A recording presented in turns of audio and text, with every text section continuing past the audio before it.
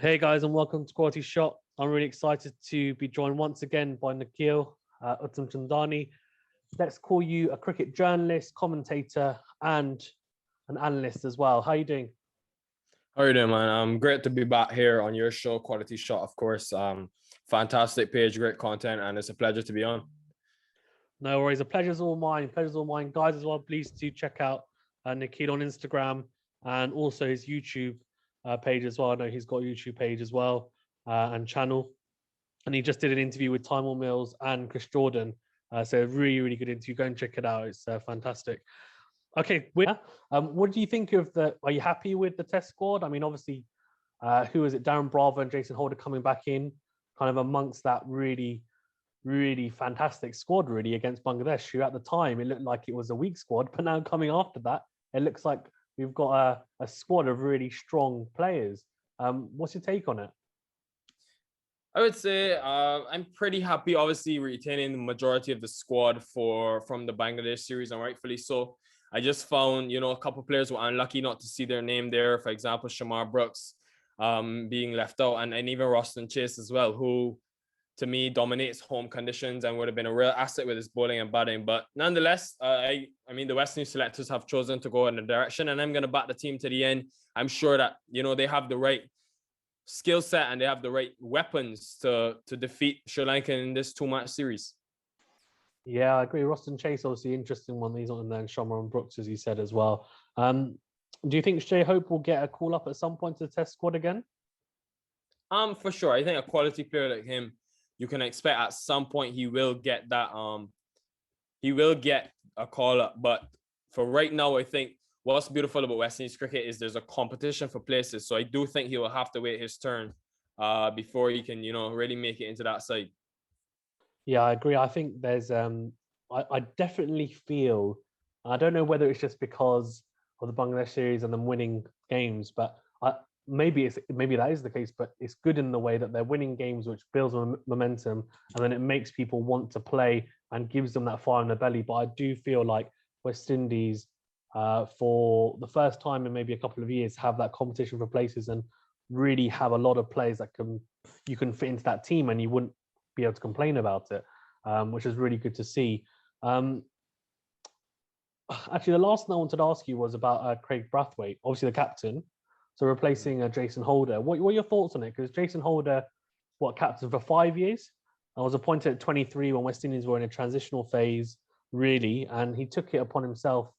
And I think he did a very good job at the time, given I think at that time they didn't have a particularly strong side as well, from my memory and understanding. And he's built them up to where they are now. Do you think it's good for him in the sense that maybe he can now just focus on his own game and it's a good experience for Craig Brathwaite? Or what's your thoughts? I thought it was at first a bit spontaneous of a move, but I can understand completely where CWI are coming from because of the fact, I mean, you look at Jason Holder's record as captain, even though there's only 2 West Indian captains of all time that have more wins than him. But I definitely think that, 29%, I think it is in terms of his win percentage. So it has been disappointing. And I'm excited to see, Craig Brathwaite. I think both of those guys are leaders. They're both competent of leading. And I'm excited to see what Craig Brathwaite can do for this team going forward. I think he was very impressive in Bangladesh. One of the main reasons why the team was able to pull off that comprehensive victory. So going forward, I think it's a turn of a page, and I'm excited to see what Craig can do. I know he just led Barbados to the regional championship and 4-day championship in recent times. So I think he's very capable of doing the job. Yeah. I mean, you were saying there's a lot of pressure on Darren Bravo, right, to perform, but I think also John Campbell as well, right? He hasn't performed for a bit of time. Do you think those are the 2 players in the side who are potentially playing for their kind of short-term Test careers? Yeah, I would say, both of them will probably be looking at this series as one of the main platforms to really maintain their place in the team. Darren Bravo, since returning, he's only averaged 12 runs since returning in 2019 in 8 Test matches. So, many have complained that he hasn't had really a consistent run of form, but he'd be looking for it now in terms of that consistency throughout, in terms of getting his place.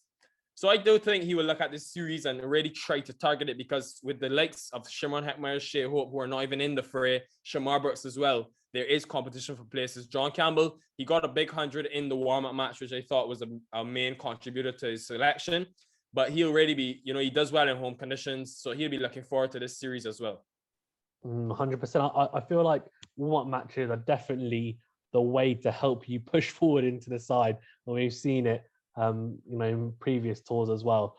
If you had to pick one player from that squad that you think is the one to watch, who would you say? I would probably say Craig Brathwaite. I think Craig Brathwaite, the captaincy to me, has made him a better batsman. I mean, as I said, after the first test in Bangladesh, he really batted with a different responsibility. It was like a different Craig Brathwaite. So I think the fact that he has this leadership on his shoulders now, we have started to see a sort of turnaround in his form. So I do expect him to do well in this series. And if I had to push you for a prediction, how do you think the Test match series is going to go? 2-0 West Indies. Yeah, I like that confidence. Like backing your team to the end. I love that. Yeah. I think they're also playing Presidents 11 versus Sri Lanka, aren't they? Yeah, it's actually going on right now. Yeah, it is. Yeah, it's on. I think it's live on YouTube, isn't it? On the West Indies. Yeah, exactly. So I'll check that out as well. Cool. Is there anything you want to touch upon before we wrap up? Yeah, just thanks once again for having me. You guys could all follow me, at Nick Uttam, Nikuttam on all platforms, and stay tuned to Quality Shot as well, man. Fantastic content coming from Faizan. Thank you very much, Nick. I really appreciate it. Yeah, guys, I'm actually releasing Hayden Walsh Jr. interview that I did the other day in a couple of days' time. So keep your eyes peeled for that. I think you'll probably enjoy that, Nikhil, as well. I'll tune in. Perfect. Thanks very much, mate. Really appreciate it.